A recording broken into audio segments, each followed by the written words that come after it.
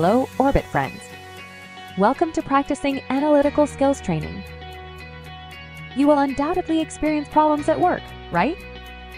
When you face problems at work, how do you overcome them? In problem-solving techniques, analytical skills are needed in order to better identify problems, collect relevant information, analyze the information systematically and logically, so as to make the right decisions. Here are some occupations which require analytical skills: business analyst, criminologist, logistics manager, accountant, legal secretary, doctor, software developers, and marketing analyst. Analytical skills are essential for problem-solving, decision-making, task completion, planning, and information analysis. There are methods of analytical thinking, and each method has its own uses depending on the situation and the purpose for which it is used. The first, SWOT analysis, a strategic planning technique used to evaluate strengths, weaknesses, opportunities, and threats in a project or business. SWOT analysis assisting you to understand the current situation and plan strategies for the future. The second, pestle analysis, a strategic planning technique used to evaluate political, economic, social, technological, environmental, and legal factors that may affect a project or business. The third, 5W1H analysis, an analytical thinking technique used to gather information and solve problems by asking 6 questions such as what, why, where, when, who, and how. The fourth, fishbone analysis or Ishikawa diagram, an analytical thinking technique used to identify the root cause of a problem by displaying the causative factors of the problem in the form of a fishbone diagram.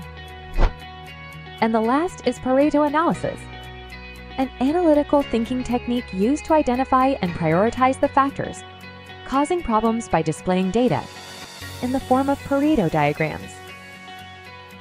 From the 5 methods mentioned earlier, there is one analytical thinking method that is most commonly used, namely the 5W1H method. This method can be used in various areas, such as investigating the problem of damage to production machinery in a company, as a police investigation tool, to solve a number of cases, as a framework for questions in taking news by journalists, and as a basis for writing frameworks for content writers. In its application, the 5W1H method is divided into 3 main stages, namely, identify the details of a current issue, find the primary factor, problem's root, and all other related parts, compile the data that has been gathered, identify it, and evaluate it to create effective and efficient activities as a solution, resulting in the discovery of alternate solutions. The following is an example of a simple flow of using the 5W1H method. What? What case is going on? In this case, there was an issue with the user registration process on the mobile application for the online learning platform. Who is having problems with the registration process? Who is in charge of maintaining mobile applications?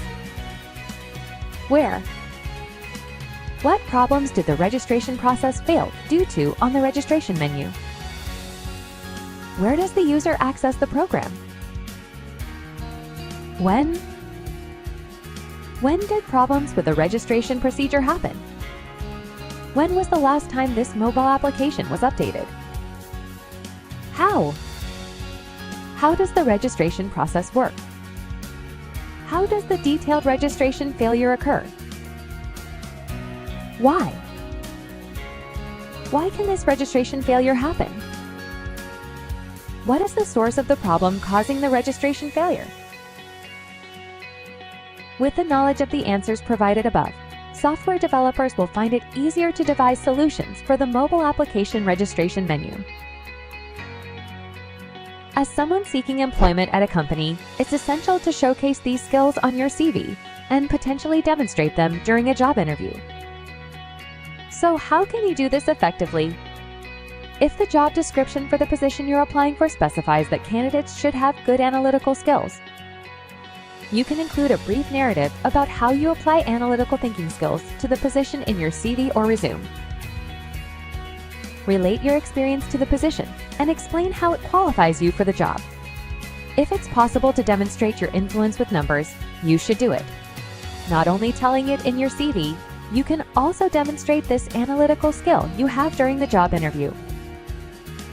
Typically, the interviewer will ask questions like, how do you respond when asked to address an issue without all the necessary information? How do you make decisions based on information? Tell us about the steps you took to solve the problem.